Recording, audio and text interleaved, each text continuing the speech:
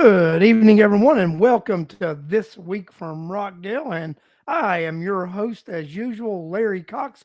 And it's great to have everyone here this evening. And let me go ahead and say hello to some folks right off the bat here. And just let you know, hey, if you wouldn't mind, if you are watching the show and you want to be able to be seen in the comments and stuff, if you can go to the This Weekend from Rockdale, the This Week from Rockdale page or the YouTube page. So you might not be able to, if you go to my personal page, make comments and be seen in the chat. But just letting you guys know. So let me go ahead and say hello to some people who have joined us tonight. Good evening, Tina Hobbs, Mary Boysworth, Mary Withers, William Campbell, Jill Oden, Alex McDonald. What's up, guys? Nice to have you guys here tonight. And as usual, it's great to be here in Rockdale County, bringing you This Week from Rockdale.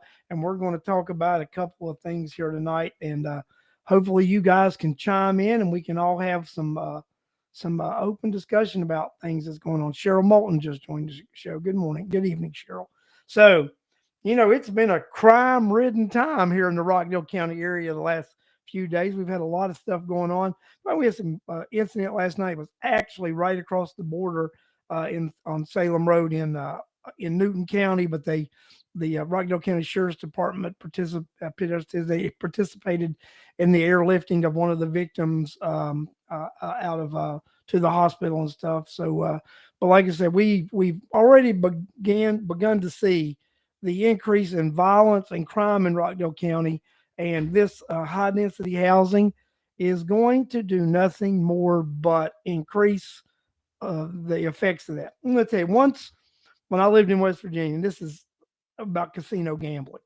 So once when I was in West Virginia and we were lobbying the state legislature to not pass casino gambling statewide, they were wanting to do somewhat of the riverboat style, that if you had it on the casino on water or whatever, it was considered a riverboat or something like that. So we lobbied, and while we were there, we were at it was a House Judiciary Committee meeting, and the president of the Fraternal Order of Police got on there and said he was going to uh, make a statement in regarding the casino gambling, and he was for it because he felt that what he said was, if we pass this, we'll have to hire more police officers in the areas where they're going to build the casinos. So they got to asking questions, and they asked one of the House members asked the president of the Fraternal Order of Police, well, why will you have to hire more police officers?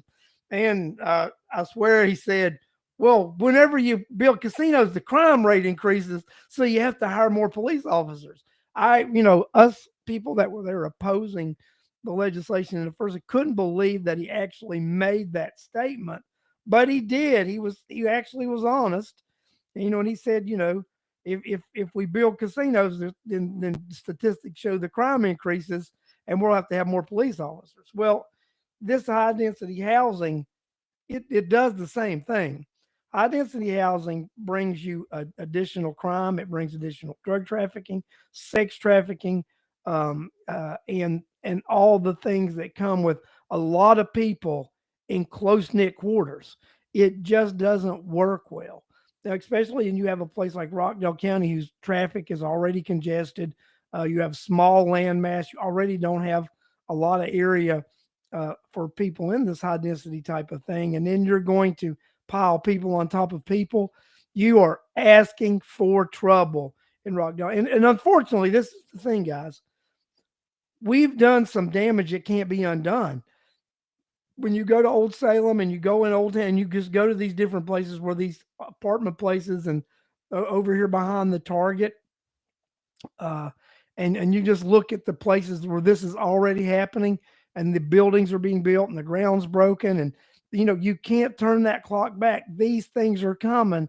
These are going to be trouble spots, and your local government, your city and your county government are 100% to blame for this nonsense and these shenanigans. and these things that are happening in our community. And, you know, guys, we've got to say enough is enough. That Rockdale County doesn't need additional high density housing. Rockdale County we need some additional business infrastructure. We need some additional business and infrastructure, but we do not need any additional housing. Rockdale County is a small landmass county. The 90 some people, 90 some thousand people that has in it now is right at the max that the infrastructure and actually the traffic and everything we have can handle. With what they've done uh, uh, with what they've done with this other high density housing, we're going to face an overcrowding situation in this county in what Bill Campbell, you call that the sewer zone? Is that what you call it? The sewer zone? In the sewer zone. So I mean, so that's what we're gonna face issues in that area right now. And you know, we've had a good group of citizens standing up, um, putting their voice out there, putting themselves out there, explaining to the community what's going on. They've been going to the commission, telling the commission enough's enough, that this the sewer belt. Bill Campbell refers to that area as the sewer belt, and he's accurate. That's what it is. It's the sewer belt. But you know, guys, we've got to look and say enough is enough. And in Rockdale County, uh, and we've got to make sure that our politicians know what's going on, and that's what we've got to do. We've got to make a difference in this county. We've got to let people know, and we've got to vote these guys out of office. Uh, and that's what we need to do now. Not in 2024, we have these elections. We need to speak up and make a difference. And actually, in this year in November, there are some city council seats that are up for election. Why not start there? Let's go ahead and have some new people run for some city council seats that oppose the nonsense that's going on in the city of Conyers. Let you know, if you live in the city and you want to make a difference, run for one of those city council seats. Actually, I, as of this past Saturday, have gotten out of party politics. I am no longer the chairman of the Rockdale County Republican Party. I am declaring myself an independent moving forward. And if someone wants to run a city council race as an independent, I will volunteer my services to help coordinate your campaign if you're a worthy candidate. Just putting it out there so that because change needs to happen. They need people in this community that'll stand for them and help them. So if someone within the city limits wants to make a stand, they want to run for one of these couple of city council seats that will be open this year, uh, reach out to me. Let's talk. Let's see if we can't start something. Let's elect some new people who are going to oppose all this nonsense and everything, guys. It's out of control. Um, so yeah, I mean, we have just got to get a hold of this community.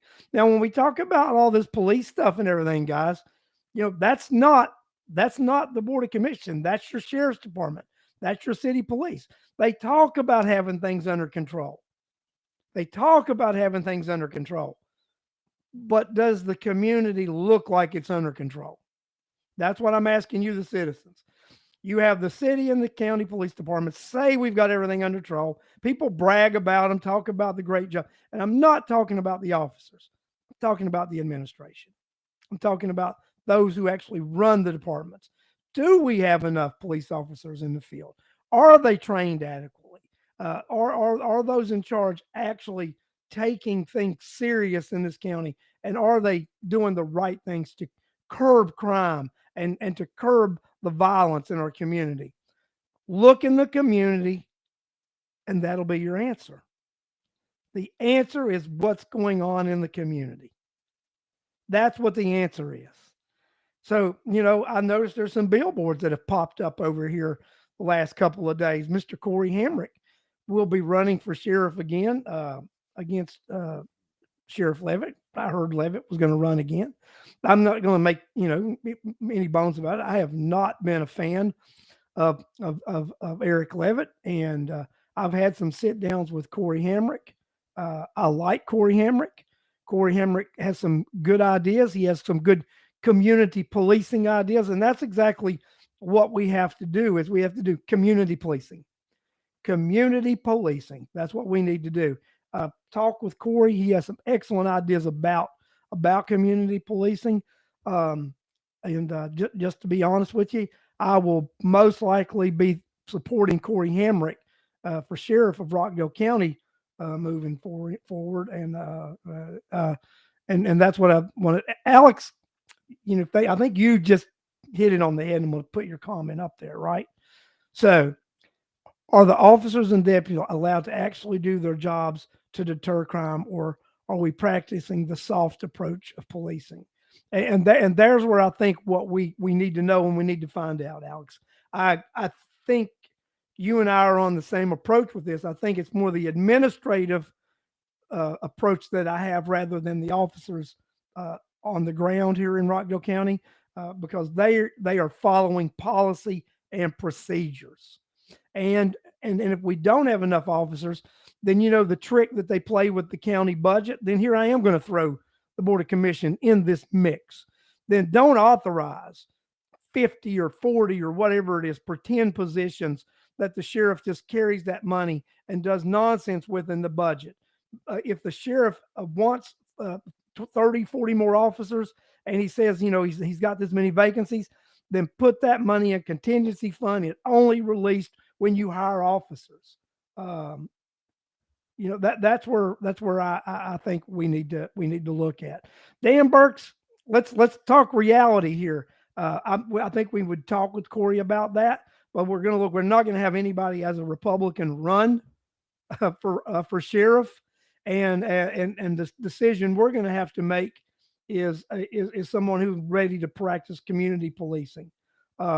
I would hope that there would be a constitutional sheriff, or or they believe in the Second Amendment rights. But you know what? At this point, I don't think that's an issue that we're fighting for. It's we want someone who actually wants to police in the community, and if we get that, then that extra is great, in my opinion. So that's where I'm looking at right now.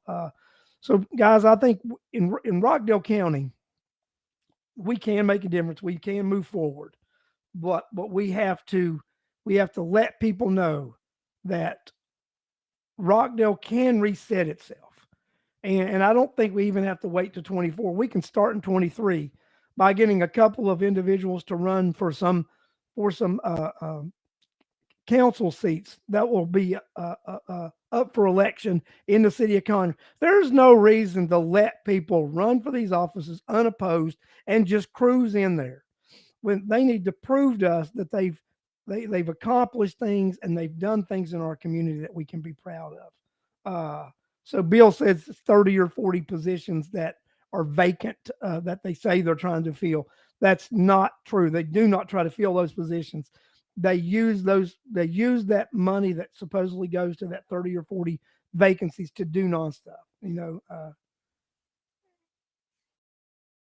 So there's where I believe we need to do. We need to really make sure that Rockdale County has a good plan moving forward for law enforcement, for the county commission and budgeting, and make sure we're well represented.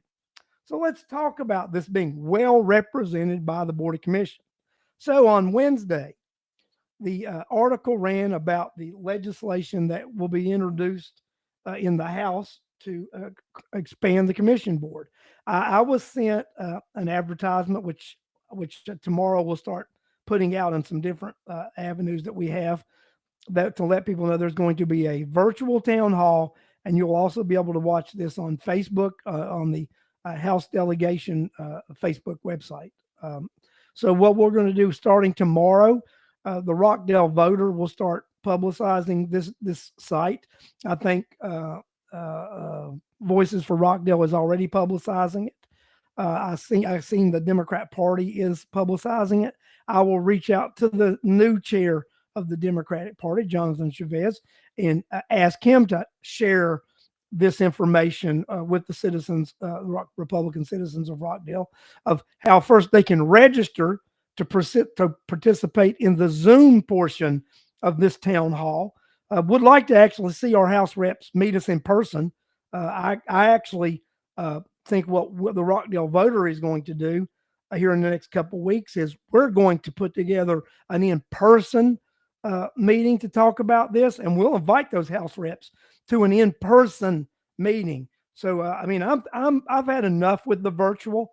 That's good and okay, but it's time we get back in the building, time we get back in person, and time we meet face to face and discuss the things that are impacting Rockdale County. Like when they discussed that PFA, they did it behind closed doors and behind TV screens.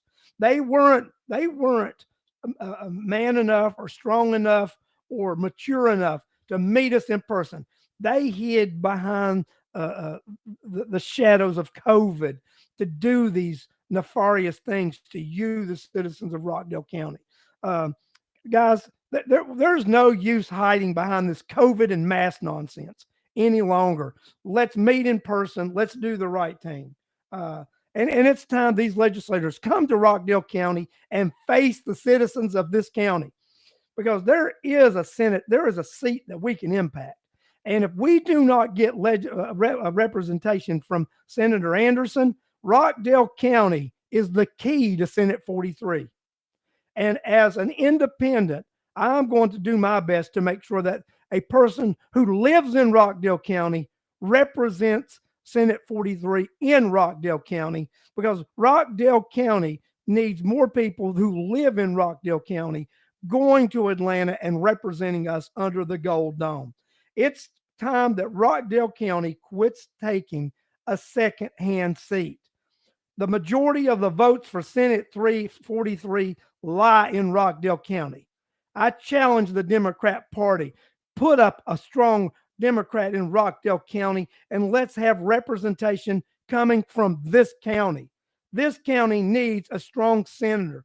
This county needs someone who represents them, who lives in the boundaries of Rockdale County.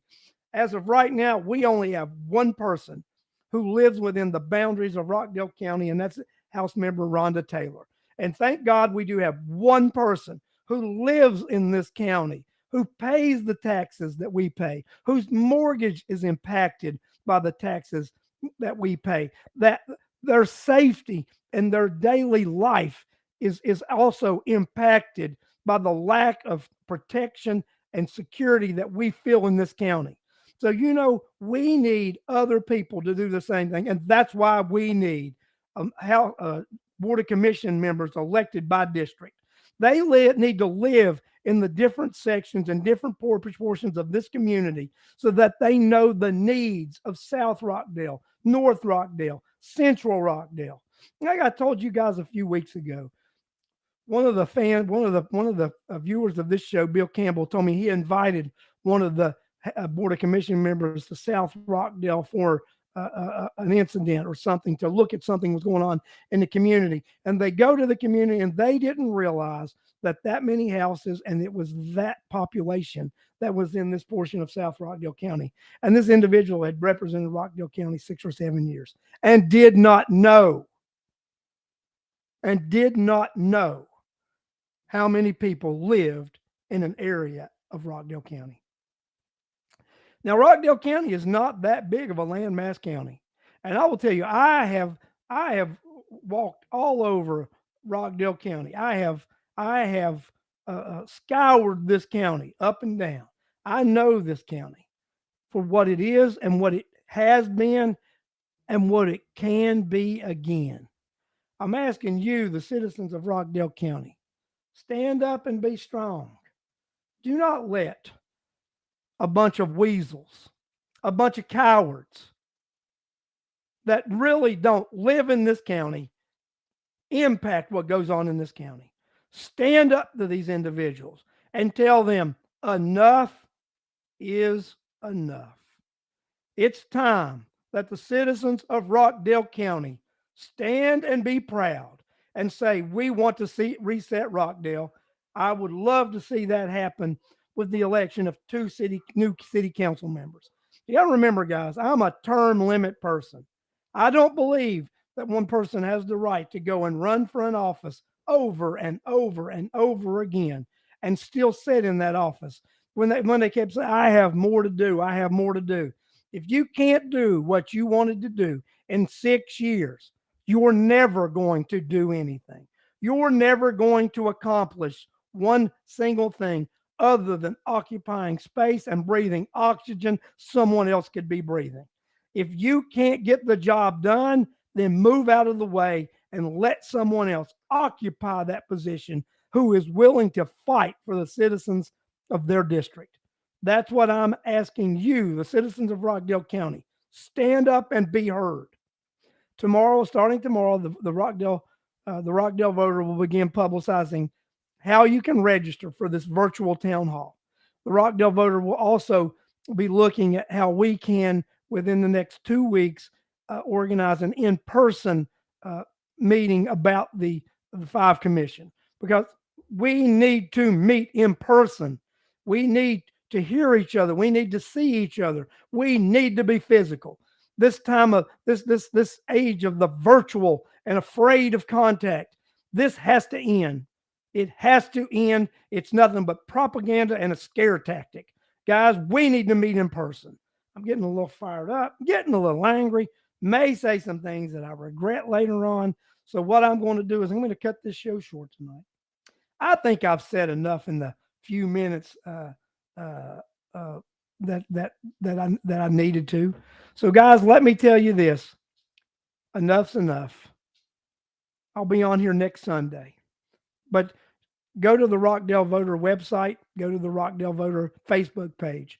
You will find a link on there by tomorrow evening. It will show you how to sign up for this virtual meeting about the five commissioners. Go on there, get educated, make a difference. Thank you, everybody, and I will see you next Sunday on This Week from Rockdale. Good night and have a good week.